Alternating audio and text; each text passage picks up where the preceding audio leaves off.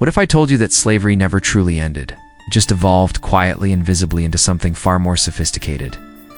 Today, people don't wear chains, they wear debt. From mortgages and student loans to national deficits worth trillions, our world runs on one simple promise: borrow now, pay later. But here's the mystery: if every country on earth is drowning in debt, who's the creditor? And more importantly, what happens when the world can no longer pay? This isn't just a story about economics. It's a story about control, history, and how money itself became the most powerful form of modern slavery. Debt began long before banks or paper money, around 3000 BC in Mesopotamia. Back then, farmers borrowed grain to plant their crops. Merchants borrowed silver to fund trade. Debts were recorded on clay tablets, not as punishment, but as survival. But soon, something changed. When harvests failed, farmers couldn't repay their loans. They lost their land and eventually their freedom. Entire families were enslaved by debt. Ancient Babylonian kings often had to declare debt jubilees, wiping out all debts so society wouldn't collapse. They understood one crucial truth: when too many people are enslaved by debt, civilization itself breaks. Fast forward a few thousand years, and humanity forgot that lesson. In medieval Europe, the Catholic Church forbade usury, the charging of interest. But as trade expanded, a new class of financiers emerged: the bankers of Florence, Venice, and Genoa.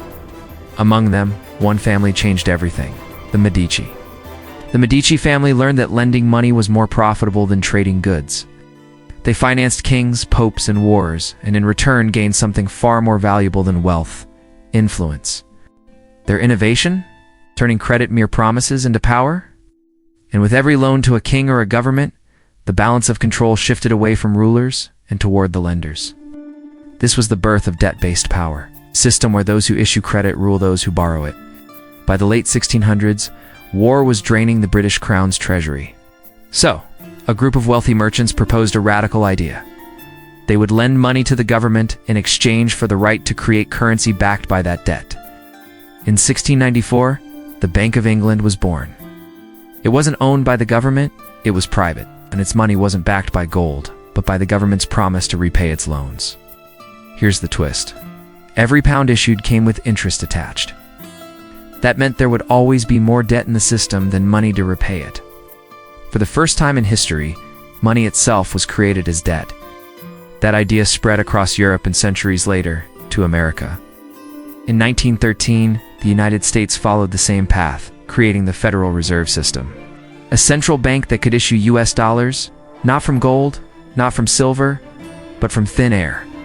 Whenever the US government needed money, it didn't print it, borrowed it by selling treasury bonds to the Federal Reserve. That money entered circulation, owed back with interest.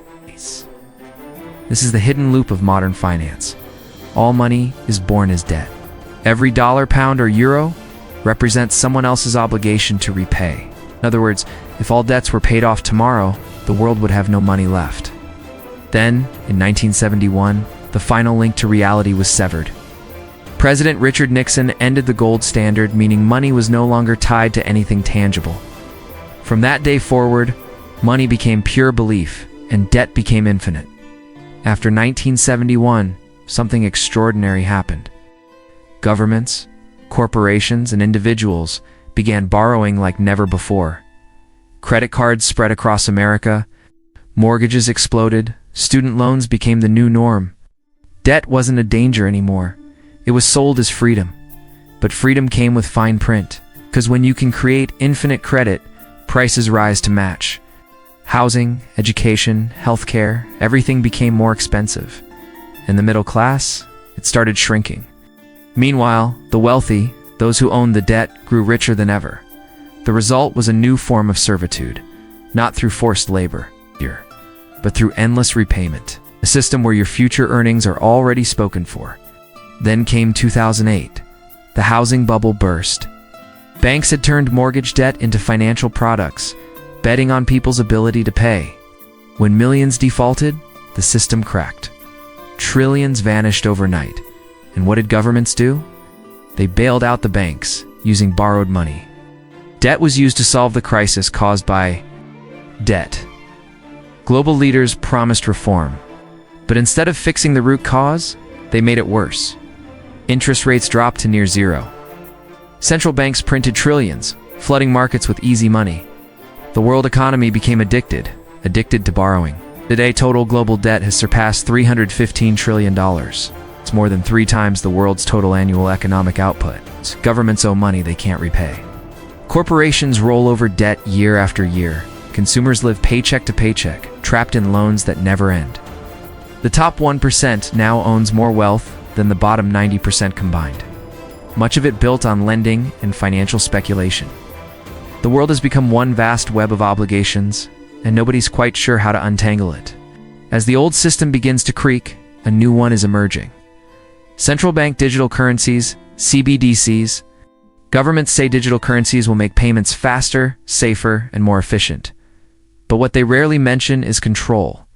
With programmable money, every transaction can be tracked. Spending could be limited, monitored, or even reversed. Imagine a future where your ability to buy or save depends on your financial behavior score. If paper money was freedom, digital money could be the perfect cage. Debt will no longer just enslave economies, it will monitor them. From Babylon to Rome, from the British Empire to Wall Street, debt has always been a double-edged sword. It fuels growth, innovation, and empire building. But when abused, it destroys everything it touches. Every civilization that relied on endless debt eventually collapsed, not from invasion, but from within. And every time, people said, "This time is different." It never was.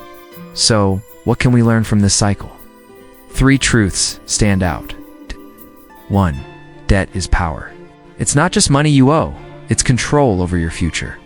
The ones who issue debt shape the world. 2. The system depends on your participation. Debt only works if people believe in it and keep borrowing. Awareness is the first step toward freedom. 3. Real wealth isn't what you owe, it's what you own. Land, skills, relationships, community, these are assets no bank can seize. We live in an age where slavery wears a suit, smiles through interest rates, and hides behind credit limits. The system won't collapse overnight, but the cracks are widening. As nations print more money and citizens borrow more to survive, one question remains: how long can a world built on debt keep standing? The next financial reset isn't a possibility, it's a certainty. The only question is whether you'll be ready when it comes. If this story opened your eyes, don't let it end here. Learn, question, prepare. Because understanding the system is the first step to escaping it. This was how debt became the new form of global slavery. If you found value in this, hit subscribe, because the more you understand how money really works, the harder it becomes for anyone to own you.